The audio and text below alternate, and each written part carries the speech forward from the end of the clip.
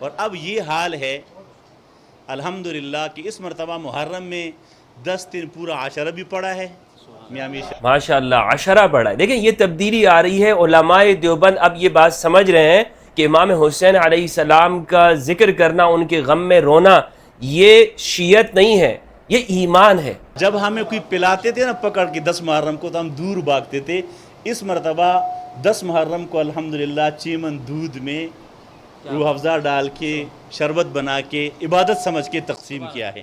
پوچھو یزید سے کہ تیرا راج کہاں ہے، وہ خون سے آلودہ تیرا تاج کہاں ہے، زندہ ہے حسین ابن علی زندہ رہے گا۔ واہ واہ واہ، کیا بات ہے بھائی، کیا بات ہے۔ آج کہاں یزید پہ کل بھی لعنت تھی اور آج بھی لعنت ہے۔ بسم اللہ الرحمن الرحیم، اللہم صلی علی محمد وآل محمد وبارک وسلم وصلی علیہ۔ ایک دیوبندی مولانا صاحب ہیں، انہوں نے بہت اچھی گفتگو کی ہے اور تکفیریوں کو بہت زیادہ تکلیف ہوئی ہے اس گفتگو سے، اس لیے میں اس گفتگو کے اوپر تبصرہ کرنا چاہوں گا۔ اور کیونکہ ہر وہ کام جس سے نفرت کرنے والوں کو تکلیف ہو، انتہا پسندوں کو تکلیف ہو، خوارج کو، ناسپیوں کو، اہل البیت علیہ السلام کے دشمنوں کو، اور ان لوگوں کو کہ جو مسلمانوں کو آپس میں لڑاتے ہیں، تو اس کے اوپر بات کرنا بنتی ہے کہ آخر یہ ہمارے اہل السنت والجماعت میں سے ایک دیوبندی مولانا صاحب نے ایسے کیا حقائق بیان کر دیے ہیں کہ اب یہ سارے ان کے خلاف وہ شور مچانا شروع ہو گئے ہیں۔ تو یہ مولانا صاحب کی گفتگو ہم سنیں گے بھی اور اس کے اوپر تبصرہ بھی کریں گے اور یہ دیکھنے کی کوشش کریں گے، سمجھنے کی کہ یہ حقائق جو اب اس میں تیزی کے ساتھ علماء اہل سنت بیان کرتے جا رہے ہیں، آخر اس کے کیا اسباب ہیں۔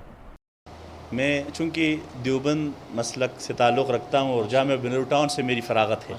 جامعہ بنوری ٹاؤن یہ دیوبندی مسلک کی فرقے کی ایک بڑی دینی درسگاہ ہے، یہاں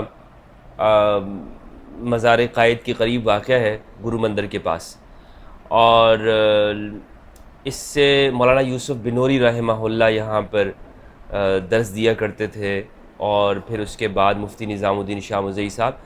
تو جو دیوبند کے علماء ہیں وہ یہاں سے فارغ التحصیل ہوئے ہیں، بڑے بڑے علماء جو دیوبندی حضرات ہیں انہوں نے یہاں پہ تعلیم حاصل کی ہے۔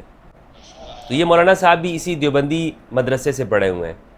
اچھا، میں اس مولانا صاحب کو بالکل نہیں جانتا ہوں، میں ان سے واقف نہیں ہوں کہ یہ دیوبندی مولانا کون ہے، لیکن اگر ایک شخص حقیقت کی بات کرتا ہے اور وہ اس بات سے اس کا ایک وزن ہے، تو اس کا مطلب یہ ہے کہ ایسے علماء اللہ سبحانہ و تعالیٰ کا خوف رکھتے ہیں اور اللہ کے لیے گواہی دے رہے ہیں۔ اللہ کے لیے گواہی دینا یہی ہے جس کو ہم کہتے ہیں نا شہادت، گواہی دینا، وہ یہی بات ہے کہ ہم اپنے فرقے، مسلک، مذہب ہر ایک کو ایک سائڈ پہ رکھیں اور جو حق اور سچ ہے اس کی گواہی دے دیں۔ تو اس مولانا صاحب نے جو بات کہی ہے، میں یہی کہوں گا کہ یہ انہوں نے انصاف اور عدل کے ساتھ اللہ سبحانہ و تعالیٰ کو گواہ بنا کر جو حق بات تھی مدرسے میں انہوں نے دیکھا اس کو بیان کر دیا۔ پہلی بات یہ بتا رہے ہیں کہ یہ ان کو نفرت جو سکھائی جاتی تھی اس میں ایک یہ ہے کہ یہ امام باڑہ، یہ ویسے تو مولانا صاحب امام باڑہ تو میرے خیال میں ہندوستان کے اندر کہا جاتا ہے، اور لیکن ہمارے ہاں جو مدارس کے اندر جو مولوی حضرات خاص طور پر بتاتے ہیں تو وہ باڑہ جو ہے نا وہ ایک تحقیر کے انداز میں کہتے ہیں، ورنہ یہ کوئی تحقیر کا لفظ نہیں ہے امام باڑہ، لیکن کچھ جگہوں کے اوپر وہ تو ایمان بگاڑا کہتے ہیں۔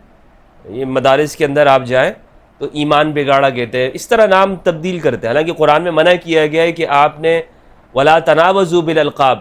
سچ بتاؤں آپ کو تو ہم امام بارگاہ کو امام باڑہ بولتے تھے، اور شیعان علی اور شیعہ مسلک کے بارے میں ہمارا خیال یہ تھا کہ یہ بندے کو کھا جاتے ہیں۔ یہ دوسری بات، یہ بندوں کو کھا جاتے ہیں، اور اسی سے ملتی جلتی بات یہ بتائی جاتی ہے کہ ہمیں بھی ایک بات یہ بتائی تھی کہ شیعہ جو ہے نا کسی سنی کو نقصان دینا یہ ان کے ہاں ثواب سمجھا جاتا ہے۔ ہمارے ایک استاد تھے، انہوں نے یہ بتائی تھی کہ اگر آپ ایک شیعہ کے ساتھ دوستی کرو گے تو وہ آپ کو نقصان، یا ایک عام بندے کو بھی ان کے مسلک اور مذہب کے اندر یہ بات ہے کہ سنی کو تم نقصان دو، اس کا ثواب ملتا ہے، حالانکہ یہ سب جھوٹ بات ہے، سب بکواس بات، ایسا کچھ نہیں ہے۔ اتنی نفرتیں جو سکھلائی گئی ہیں، ان نفرتوں کو مٹھانے کا اور ختم کرنے کا اگر طریقہ ہے تو وہ طریقہ وہی ہے جو آغا صاحب نے اپنایا ہے کہ محبت سے آپ ان نفرتوں کو ختم کر سکتے ہیں. اور اب یہ حال ہے الحمدللہ کہ اس مرتبہ محرم میں 10 دن پورا عشرہ بھی پڑا ہے. میاں میر ماشاءاللہ عشرہ پڑھا ہے. دیکھیں یہ تبدیلی آ رہی ہے. علماء دیوبند اب یہ بات سمجھ رہے ہیں کہ امام حسین علیہ السلام کا ذکر کرنا، ان کے غم میں رونا، یہ شیعت نہیں ہے، یہ ایمان ہے. اور اب ایک کثیر تعداد کے اندر علماء اہل سنت عشرہ پڑھ رہے ہیں.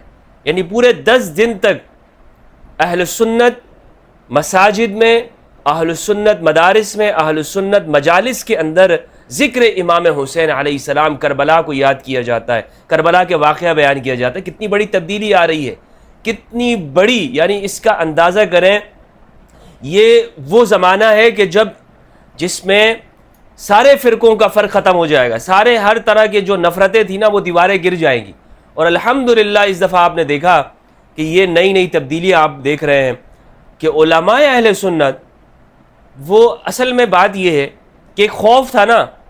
اکثر یہ بات کی جاتی تھی کہ یار اگر تم نے شیعہ کے ساتھ ہاتھ ملا دیا یا شیعہ کی مجلس میں چلے گئے تمہارا نکاح ٹوٹ جائے گا. یہ الحمدللہ عز و جل ہم نے اتنی شیعہ مجالس میں چلے گئے اور اس خوف کے بت کو توڑ دیا.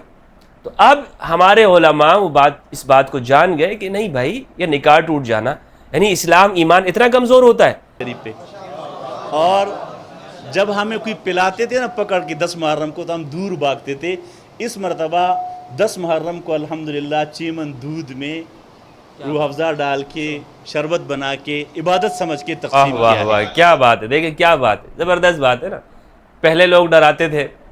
ہمیں بھی یاد ہے کہ جب ہم گلیوں سے گزرتے تھے تو ہمیں کہا کرتے تھے کہ بھائی ان کی سبیل مت پینا، ان کے پاس جو ہے نا ان سے یہ شربت مت پینا. کیوں بھائی؟ یہ اس کے اندر نا یہ تھوک ملاتے ہیں، اس کے اندر جو ہے نا یہ لوگ جو اور بھی اس طرح کا بری باتیں کرتے تھے کہ یہ اس کے اندر فلاں فلاں چیزیں ملاتے ہیں، اور منع کرتے تھے کہ بھائی ان کے پاس ان قریب مت جانا. لیکن الحمدللہ مولانا صاحب کہہ رہے ہیں کہ 6 من دودھ کے اندر انہوں نے روح افزا ڈال کے لوگوں کو سبیل پلائی ہے. بھائی یہ تبدیلی آئی ہے کہ نہیں آئی ہے؟ یہ لوگوں کے اخلاق اور رویوں کے، اور یہ بہترین اچھی تبدیلی ہے. یعنی یہ تبدیلی اس معنی کے اندر نہیں ہے کہ نیگیٹو، بلکہ یہ حقیقت اصل ہے. یہ رجوع ہے، رجوع الی الاسلام ہے، رجوع الی الحسین ہے، رجوع الی القرآن ہے. قرآن وحدت کی طرف بلا رہا ہے. تو یہ ایک اچھی بات ہے کہ بھائی آپ جس چیز سے ڈرا رہے ہو، جس چیز کے بارے میں آپ نے لوگوں کے ذہنوں کے اندر نفرت ڈالی ہے، کم از کم اپنا دماغ تو استعمال کرو. کیوں اپنی عقل کو تم نے مولویوں کے حوالے کر دیا اور ان کے حوالے کر کے وہ جس طرح چاہیں تمہیں پھیر دیتے ہیں اور استعمال کرتے ہیں.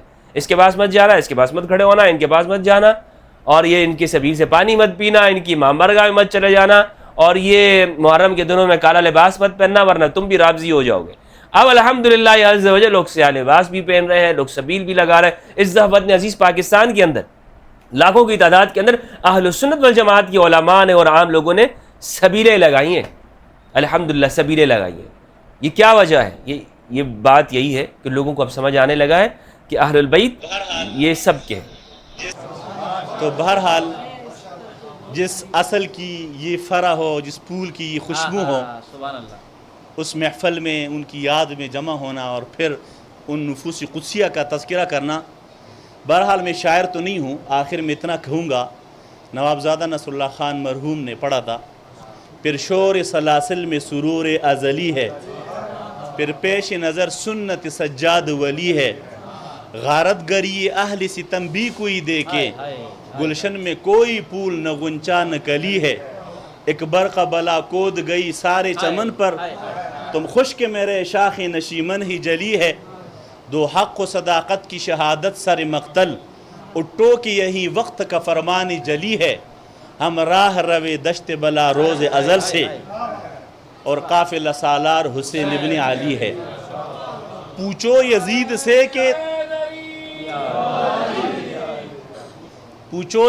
سے کہ تیرا راج کہاں ہے، وہ خون سے آلودہ تیرا تاج کہاں ہے، زندہ ہے حسین ابن علی زندہ رہے گا. واہ واہ واہ کیا بات ہے بھائی، کیا بات ہے. آج کہاں ہے. یزید پہ کل بھی لعنت تھی اور آج بھی لعنت ہے. اور ہم اپنے جد امجد کی طرح ان کے ساتھ چلیں گے. اور اب امام بارگاہ کو ڈھونڈتا ہوں اور اپنی حاضری کو اعزاز سمجھتا ہوں. آپ ان کے نقش قدم پہ چلیں. اور میں آپ کو یہ بھی بتاؤں کہ میری مسجد میں 1,500 नमाजी होते जुमे के दिन। इन्होंने जब मुझसे फरमाया कि आप अपने अजदाद की तारीख़ पढ़ो ना, उस मिंबर पर जो कुछ कहा है ना, आज उस पर नदामत महसूस हो रही है। और जब अपनी अजदाद की तारीख़ को पढ़ा तो आज मैं उस मिंबर पर वो तज़किरे करता हूँ। ये इनकी मरहून मिन्नत है। इतनी ये जो आखिर में इन्होंने बात फरमाई है ना, मौलाना साहब अल्लाह सुब्हानहू व तआला इनको जज़ाए खैर दे, यही हमसे इस्लाम तकाज़ा करता है कि हम बग़ैर किसी लगे लिपटे के और हक़ बात करें, सच बात करें और अपने फ़िरक़ों का खौफ ना रखें और ये इस खौफ के बुतों को तोड़ दें। और जो हमें ये डराया जाता है कि मस्जिद से जो है वो तुम्हें निकाल दिया जाएगा, देखें इन्होंने ग़ालिबन ये शाह साहब होंगे, सैयद होंगे, क्योंकि इन्होंने कहा कि अपने अजदाद का तज़किरा, तो अहलुल बैत को इन्होंने अपने अजदाद कहा है। और इनकी मस्जिद के अंदर एक बड़ी तादाद है लोगों की, नमाज़ पढ़ने वालों की, नमाजियों की। तो ये अब एक देवबंदी को अब आप नहीं रोक सकते हैं कि वो जो हक़ाइक़ सही मुस्लिम में लिखे हुए हैं कि साद बिन अबी वक़ास रज़ियल्लाहु अन्हु से कहा गया कि तुम अली को सब करो। सुनन इब्न माजा के अंदर लिखा गया है कि अली बिन अबी तालिब पर सब होता था। बगदाद से लेकर, दमिश्क से लेकर यहाँ अफ़गानिस्तान तक हर मेंबर के ऊपर इमाम अली अलैहिस्सलाम जो कि सादात के जद हैं, उनके ऊपर सब होता है, उन पर सब शतम किया जाता रहा है। और फिर जनाब अबू तालिब अलैहिस्सलाम के बारे में क्या कुछ जो है वो अकायद बना दिए गए हैं। अब आप एक देवबंदी को नहीं रोक सकते कि वो इन हकीकतों को जो सिहाई सित्ता के अंदर लिखे हुए अहलुल बैत के बारे में वो उसे बयान करेगा। इसलिए देवबंदी भी अगर उसे मालूम हो जाए ना कि हमारे अजदाद के बारे में हमें ये क्या मौलवी साहब पढ़ाते जा रहे हैं कि भाई अबू तालिब ने कलमा नहीं पढ़ा और जनाब अली बिन अबी तालिब अलैहिस्सलाम के बारे में या करबला के अंदर फलां वो इमाम हुसैन अलैहिस्सलाम के उनकी मजलूमियत को बयान करने के बजाय यजीद को तुम कहीं उसकी हिमायत कर रहे हो, तो अब ये देवबंदी हो गया, ये बरेलवी हो गया।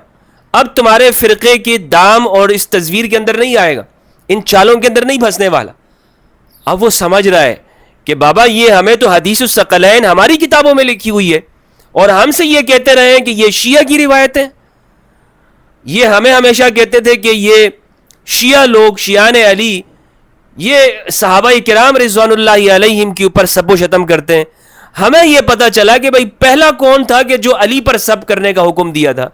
आज हमें पता चला है कि किसके ज़माने के अंदर मौला अली पर सब शतम का आगाज़ हुआ और किस दौर के अंदर अली और आले अली, मोहम्मद और आले मोहम्मद अलैहिमुस्सलाम सल्लल्लाहु अलैहि वालिहि वसल्लम इन ज़वात क़ुद्सिया की हुकूक को कम करने की कोशिश की गई। तो ये सब कुछ फ़िरक़ों की हिमायत के अंदर इन हक़ाइक़ को छुपाया गया ना। तो अब अल्हम्दुलिल्लाह इन जैसे और उलमाए किराम वो अब बबांगे दौल हक़ का इज़हार करेंगे और अपने नारा मस्ताना और नारा हैदरी बुलंद करेंगे। कितने रोकोगे आप लोग? तो इसलिए अब ये भी समझ गए ना, थोड़ा मॉडर्न होते जा रहे हैं। अच्छी बात है, आप आइए दलील के साथ बात कीजिए। हकीकत यानी अगर किसी से इख्तिलाफ भी है तो आप इख्तिलाफ करें दलील की बुनियाद के ऊपर। ये जो फतवा आप लगा देते हैं काफिर है और दीवारों को स्याह करते हैं और बाहर निकल जाते हैं, अमन बर्बाद करते हैं आप, तो इसकी ये आपके जो पैंतरे हैं ना, ये कामयाब नहीं होने वाले। ये एक्सपायर्ड हो गए हैं। फ़िरके तो सारे ख़त्म हो रहे हैं, एक ही फ़िरका बच रहा है बस, इंशाअल्लाह अज़्ज़ व जल यही होगा। और जो हुसैनियत है वो फ़िरका क्या है? अहलुस सकलैन, कुरान और अहलुल बैत अलैहिमुस्सलाम। इसलिए कि रसूलुल्लाह की वसीयत है, रसूलुल्लाह सल्लल्लाहु अलैहि वसल्लम की वसीयत है। तो मौलाना साहब ने बिल्कुल हक़ बात कही है। और ये ऐसी बात है कि आप यकीन करें, एक फ़ितरत जिसकी फ़ितरत सलीमा हो, जो परागंदा ना हो चुकी हो फ़िरक़ों के तासुबात के अंदर, वो फ़ितरत इसी तरह हक़ बात करेगी। तो इंशाअल्लाह अज़्ज़ व जल मुझे इंतज़ार है, अगर आप भी कोई झूठ आपको बताया गया था तो आप कमेंट में लिख सकते हैं, और आपकी कौन सी गलतफ़हमी दूर हुई है ये भी आप कमेंट में अपने बारे में ज़रूर बताइए। अस्सलामु अलैकुम वरहमतुल्लाहि वबरकातुहू।